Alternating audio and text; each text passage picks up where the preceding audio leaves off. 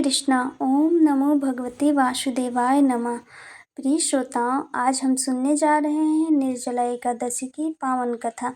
वर्ष में 24 तथा अधिक मास में 2 एकादशी होती हैं। कुल 26 एकादशी होती हैं और यह अपने नाम के अनुसार ही फल देती है।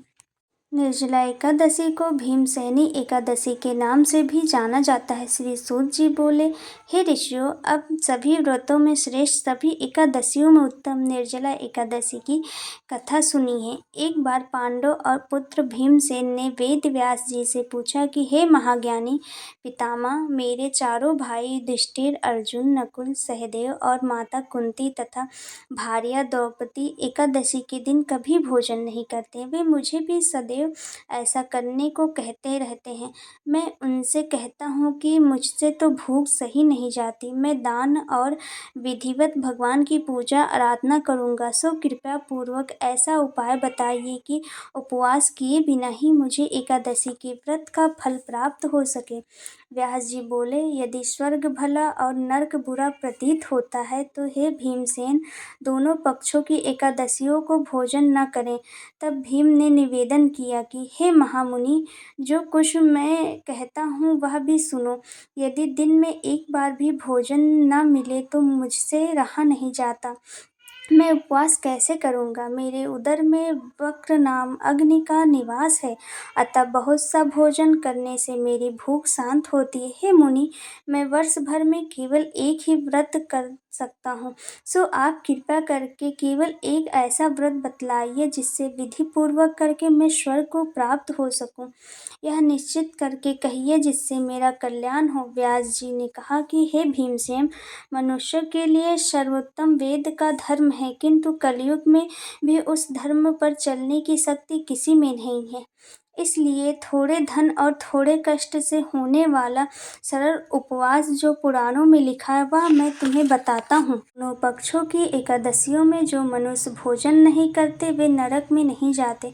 यह वचन सुनकर महाबली भीमसेन पहले से पीपल पत्र की भांति कांपने लगे। फिर डरते हुए बोले, हे पितामह, मैं उपवास करने में सामर्थ नहीं हूँ, इसलिए हे प्रभु, निश्चित करके बहुत फल देने वाला एक व्रत मुझसे आप कहिए। व्यास जी बोले, वृश्चिक मिथुन राशि के सूर्य में जेठ मास के शुक्ल पक्ष में जो एकादशी होती है उसका निर्जला व्रत यत्न से करना चाहिए। स्नान और आचमन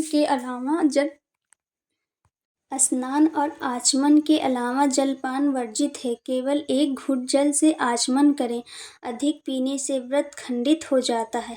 एकादशी के सूर्य उदय से लेकर द्वादशी के सूर्य उदय तक जल ग्रहण न करें और न ही भोजन करें, तो बिना परिश्रम से ही सभी द्वादशी युक्त एकादशियों का फल मिलता है। द्वादशी को प्रातःकाल स्नान करके स्वर्ण और जल ब्राह्मणों को दान करें, फिर ब्राह्मणों सहित भोजन करें। हे भीमसेन, इस विधि से व्रत करने से जो फल मिलता है वह सुनो।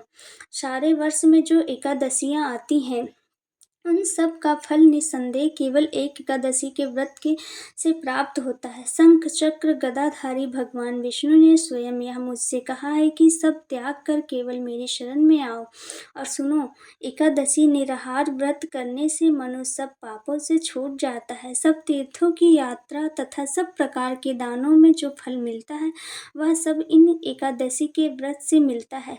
कलयुग में दान देने से भी ऐसे सद्गति नहीं होती। अधिक क्या कहूँ, ज्येष्ठ शुक्ल पक्ष की एकादशी को जल और भोजन न करें। हे वक्रोदर, इस व्रत से जो फल मिलता है उसको सुनो। सब एकादशी व्रतों में जो धन धान्य और आयु आरोग्य आदि की वृद्धि होती है वे सब फल निस्संदेह इस एकादशी के व्रत से प्राप्त होते हैं। हे नरसिंह भीम, मैं तुमसे सत्य कहता हूँ कि इसके करने से अति भयंकर काले पीले रंगों वाले यमदूत, भय देने वाला दंड और फांसी सहित उस मनुष्य के पास नहीं आते, बल्कि पीतांबरधारी हाथों में चक्र लिए वे मोहिनी मूर्ति विष्णु के दूत अर्थात समय में विष्णु लोक में ले जाने को आ जाते हैं। अंत समय में आप विष्णु लोक को ही जाते हैं, अतः जल रहित व्रत करना उचित है। फिर जल और गोदान करने से मनुष्य सब पापों से मुक्त हो जाता है। वैसे ही में जय। तब से भीमसेन यह व्रत करने लगे, तभी से इनका नाम भीमसेनी हुआ। हे राजन, इसी प्रकार तुम भी सब पाप को दूर करने के लिए उपवास करके विष्णु की पूजा करो और इस प्रकार प्रार्थना करो कि हे भगवान, मैं आज निर्जल व्रत करूँगा। हे देवेंद्र, अंत द्वादशी को भोजन करूँगा।